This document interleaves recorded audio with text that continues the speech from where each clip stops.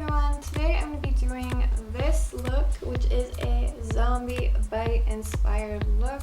As you can see, I have lots of bruising in there, I have lots of fake veins, and I have like kind of scab marks from where the zombie bit me. If you are interested in how to achieve this look, just keep watching. Thank you. Okay, so what you're gonna need for the zombie bite look is the Undead Stack that I got from a party Halloween store, liquid latex or white glue, a soft foam sponge, a makeup brush for the liquid latex or glue that you're gonna be working with, and a regular makeup brush, red and black face makeup paint stuff, and black eyeshadow. Alright, so welcome to my boobs. So the first thing that you want to do is you want to take your makeup sponge. I got this idea from another YouTube tutorial. It's by a girl named MadeYewLook. You want to take this foam sponge and actually rip out pieces. So you're putting a bunch of holes in it. So it's going to look something like that. So now that you have your sponge all ripped up, take the Undead Stack. It's by Theatrical Effects. So the newer the bruise color is going to be like purple and blue. The older the bruise is, it's going to be yellow and green. But for the zombie bite look, it's going to be unnatural, right? Because you get bit and then you die, essentially. So I'm going to be using all the colors. I'm going to start off with the yellow. So take your sponge and get it in there.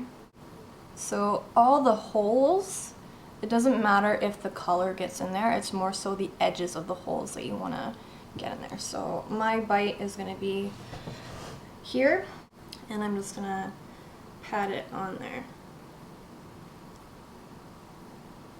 This is going to be a big bruise around this bite, so it's going to take up pretty much all my arm.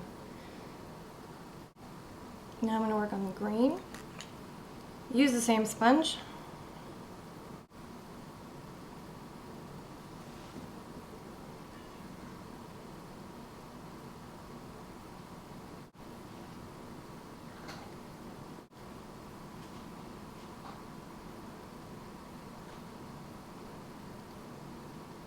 Alright, now I am doing the blue. Beep.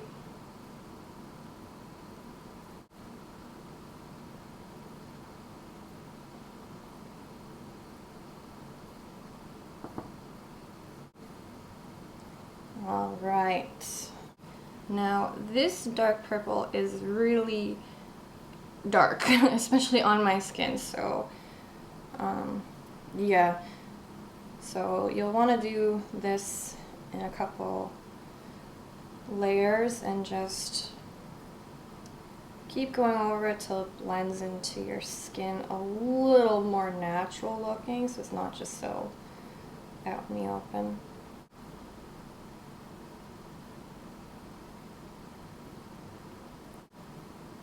Alright, now with that same makeup sponge, I'm going to go back in and grab the blue and use the edge.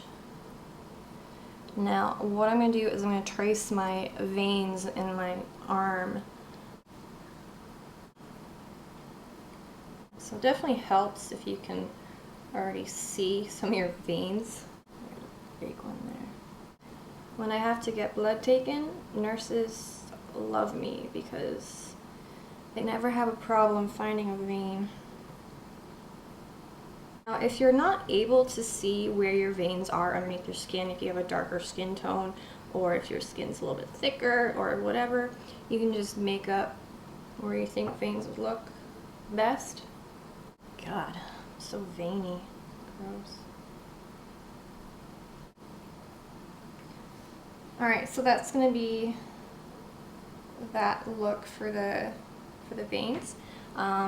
Now what I'm going to do is I'm going to go back over it again lightly with the purple. You can just use the remaining that's on the sponge and kind of it'll blend it out a little bit better so they're not kind of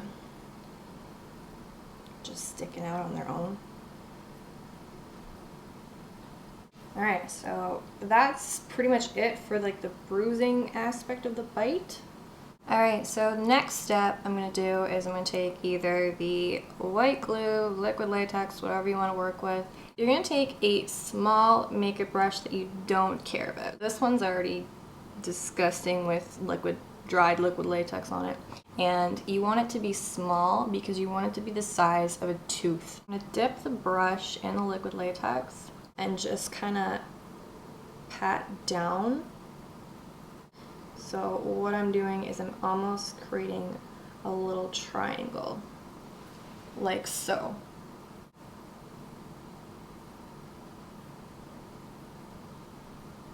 And the reason why I'm kind of making it look like triangles is that if you imagine that if somebody was biting into you and kind of tearing away, the pressure of the teeth on your skin won't be consistent throughout the entire bite. So just small detail that you want to put into that. Now we are going to make a couple smaller teeth.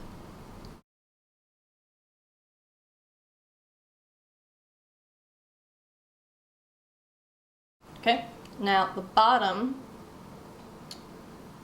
teeth are generally smaller, so you're going to make those a little bit smaller. So let's see.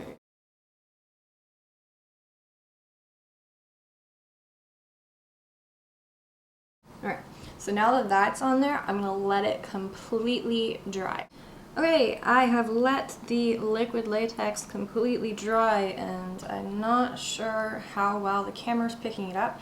It looks like it's got like a wet consistency, but it's actually dry. You want to take a smaller makeup brush the size of a tooth. I'm going to take red face makeup, cream makeup, whatever the hell it's called. And then I'm going to go back in and color it in.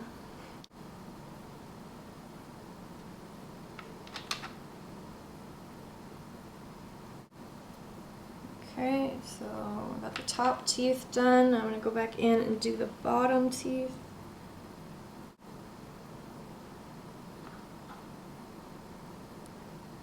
So that's it with the red.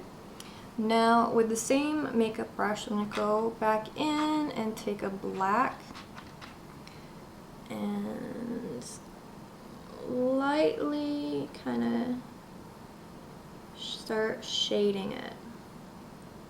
And I'm kind of pulling down from the top to make it look like a shadow.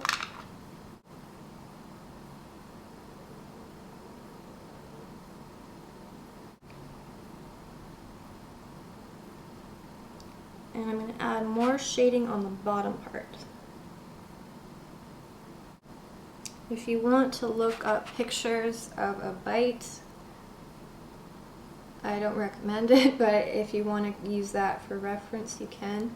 I unfortunately have been bit by a person before, and I can honestly say it's one of the worst pains I have ever felt my entire life. It was when I was doing social work, so yeah, I don't recommend that. Alright, so it'll look something like that. Alright, so now all the shading is kind of done. I'm going to go in with a powdered black eyeshadow, and I'm going to go back over the dark just to set the cream makeup in. I'm also going to create kind of shadow lines in between the teeth to kind of show that the skin is torn and not even. Why do teen girls hang out in odd numbers? Because they can't even. My zombie had a little bit of like a snaggle tooth, so it's okay, I do too. And one last time I'm going to go back over it with that sponge.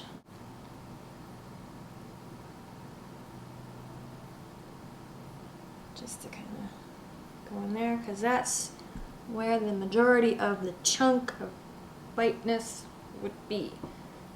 Just a little bit more capillaries in there, because why not?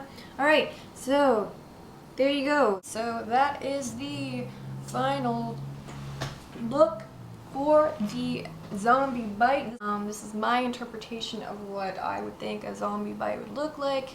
So yeah, you can change it up. You can make it look more like an animal bite. You can just put 2 puncture wounds in there, make it look like a vampire bite. You can add fake blood, you can do whatever. This is just kind of like the basics of how to create the bruising, gross veins, and bite wound marks. Yeah. Okay, so if you like the tutorial, please give me a thumbs up. If you have any questions, you can please leave me a question. And if you have any requests, please leave me a request. Thank you for watching, and I really do appreciate everybody that does watch, and thank you. Bye.